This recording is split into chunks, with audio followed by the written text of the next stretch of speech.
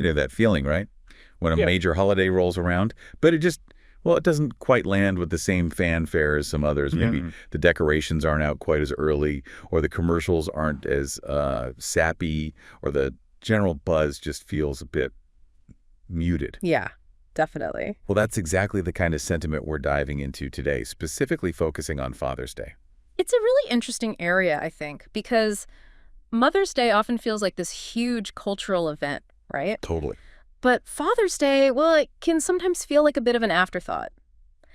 And our source material today really leans into that whole perception. It's got a strong, pretty unfiltered voice. Yeah, it does. We're looking at a YouTube segment from Pink Book Lessons, and the title is They Don't Give a F About Us.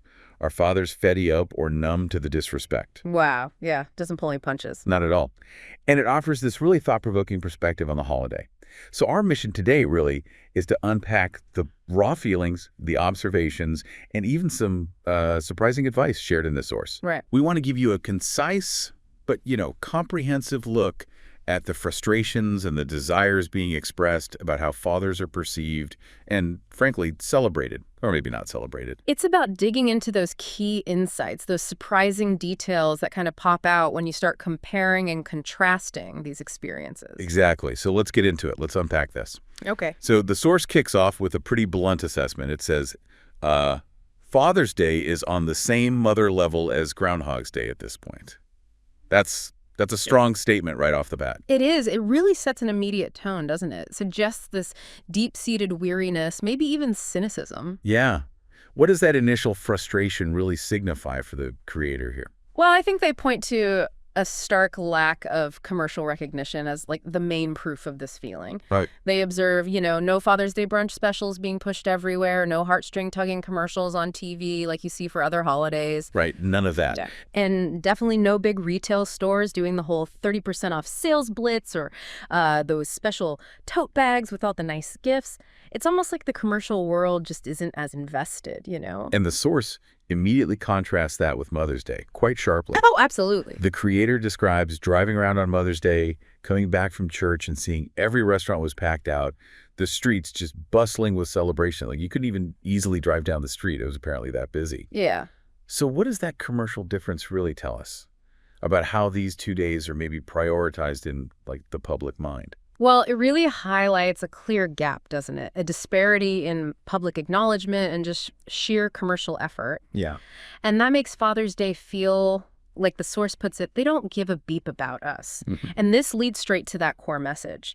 Fathers are either fed up with the disrespect, feeling like an afterthought, or maybe they've just become numb to it all. The source even sort of throws out there like, just take Father's Day off the calendar if it's not going to be treated like a real holiday. That really raises a question about, genuine societal value versus just making token gestures, doesn't it? Exactly. Is it real appreciation or just going through the motions? So if it's not treated like a real holiday, what do fathers typically get, according to this source? It doesn't hold back here. It jumps right into the infamous macaroni plate. Yes, the macaroni plate. And, of course, socks and drawers. Yeah. The speaker's frustration is just, you can feel it, talking about having to pretend to like these predictable, often unwanted things. Yeah, and it's interesting because that reaction seems almost universal in this context, right? Yeah. Socks and underwear fatigue. Totally. Yeah. So what else? What does the source say fathers don't want? Oh, it's pretty clear. Yeah. Beyond the socks and drawers, it's about not being asked to do chores around the house on that day. Oh. Not being asked to borrow stuff, like can I borrow the car or whatever.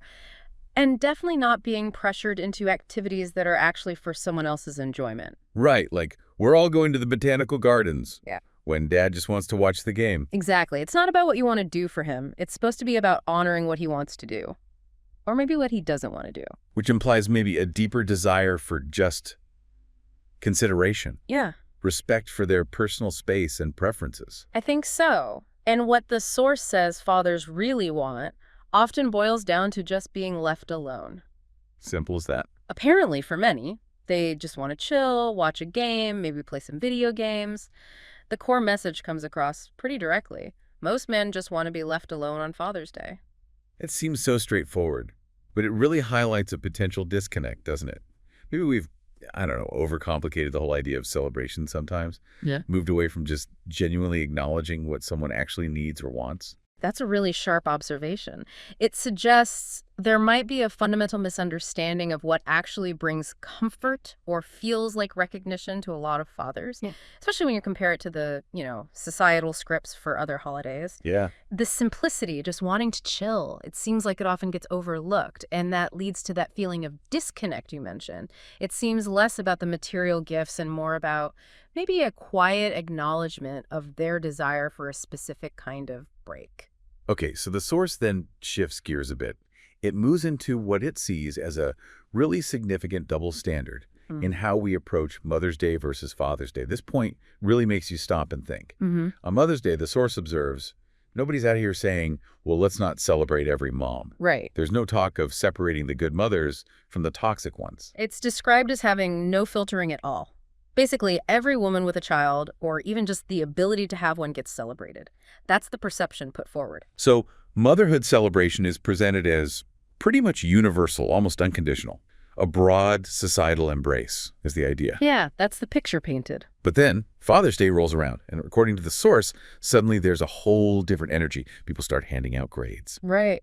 Saying things like, not every man deserves to be called a father, or people get together, trauma bonding together to call out deadbeats. It's framed as suddenly becoming a public judgment day for dads. Oof. What's the impact of this grading system that the source is describing? Well, it frames Father's Day as a day many people use like a therapy session they never paid for, hijacking the day to dump their trauma and lash out, often based on what the source calls one-sided narratives, the classic mom was a saint and daddy's a devil kind of story. Which, raises that question about how personal grievances can sometimes just overshadow a broader sense of celebration or acknowledgement. And the source doesn't shy away from asking some pretty provocative questions around this, like, what went down between your parents before you were even old enough to remember? Or even, if your dad was so terrible, what was it about your mom that attracted her to a man like that? It's definitely pushing back, suggesting we should question the narratives we just sort of accept without thinking. Yeah, it's challenging those deeply ingrained stories. And this critical view then extends into a warning, really, for young men. The advice is basically, guard your seed and choose wisely. Choose your partner wisely, you mean? Exactly. It emphasizes recognizing red flags early on and staying away from, the source uses the phrase, emotional low integrity, vindictive women. Okay. The idea being to avoid becoming the new villain in their story, where children might end up being programmed to take sides. So the really stark warning about the potential long-term fallout from partner choice, suggesting those personal choices can directly impact a man's future relationship with his kids. That's definitely the message coming through. It connects relationship dynamics directly to the potential for future fatherhood struggles. Okay, so with all this scrutiny and filtering being discussed, what about the fathers who are there? The ones consistently doing the work. Right. The source acknowledges this core, maybe painful argument that many active and present fathers often get. Nothing. No Happy Father's Day text, gift card, none of that. Yeah, and this seems to be where the frustration really peaks in the source material. It feels like it. Yeah. How does the source define these active and present fathers? Well, it gets specific. It says these are the dads who pay child support on time, make sure insurance and co-pays are handled. They know their kids' shoe size, their favorite food, their favorite TV shows. They're known by name and face at the kids' school. So dads who are demonstrably involved, tangibly, consistently present. Exactly. Their efforts are clear, measurable, consistent. Yet the argument is they often go unacknowledged on this specific day. And worse than unacknowledged, the source highlights a major challenge. Yeah. These dedicated fathers are often met with opposition at every turn. Yeah, from ex-wives and baby mamas who want to keep control. That's the language used. It paints a picture of a constant uphill battle, even for the dads who are trying really hard to be involved. That leads to a really powerful, maybe controversial claim in the source. It says, the only fathers who go through parental alienation are the ones who actually care, implying they endure court battles, wasted time, money, loss of peace, because they care. Whereas men who are maybe detached or indifferent, they just walk away untouched and unbothered. Because, as the source puts it, there's nothing to hold hostage if the father doesn't care deeply about access or the relationship. It suggests that the very act of caring makes these involved fathers vulnerable to manipulation. It's a really bleak picture, isn't it? Of children being potentially used as pawns in their revenge by people who exploit that love the father has. Yeah, and the source gives examples too, like child support suddenly getting raised right when a father starts doing well financially, or visitation being refused for flimsy reasons, police being called unnecessarily, and children being actively poisoned against them with lines like, "Your daddy didn't want you anyway." It speaks to a level of emotional manipulation that goes way beyond just, forgetting a Father's Day card. Absolutely. It highlights these deep, deep fears and struggles of fathers who genuinely care and are trying to stay connected. But despite laying out these really severe challenges, the source also makes a point of expressing solidarity. It says to these fathers, "We see you." Acknowledging their effort. Yeah, we see you showing up at the games, the father-daughter dances, the dads and donuts events at school. It acknowledges their endurance through really difficult co-parenting interactions because they are, in the source's words, real daddies going to war for your children. That really validates their struggle, doesn't it? Yeah. It highlights the depth of commitment needed sometimes just to stay present in the face of that kind of adversity. It definitely tries to offer that validation. So, given all of this context, the feeling of being overlooked, the double standards, the potential for alienation, the source then looks towards the future, towards 2025, and asks a really pointed question. Why are y'all still finding yourself in situations like this? Right. It expresses this frustration, almost bewilderment at seeing the same old game, the same situation play out again and again, where red flags are maybe ignored, leading to these repetitive negative patterns. It sounds almost like a plea for better self-awareness or maybe different choices earlier on. I think so. And it brings the advice for young men right back around, full circle, reiterating that strong caution: don't do it. Don't get into these situations in the first place. Essentially. Save yourself the headache, the time, the money from court cases, parental alienation, vindictiveness. It explicitly advises don't go around making baby mamas, and really stresses make sure she's the right woman for your own sake. So again, a very pragmatic, maybe harsh warning about the profound long-term consequences of relationships that go wrong. Extremely pragmatic, yeah. And then, for those who might push back against this whole perspective, the source has a pretty direct message. It addresses miserable misandrists, basically, people with a strong prejudice against men. What does it say to them? It tells them to find another day to let out your misandry and your trauma.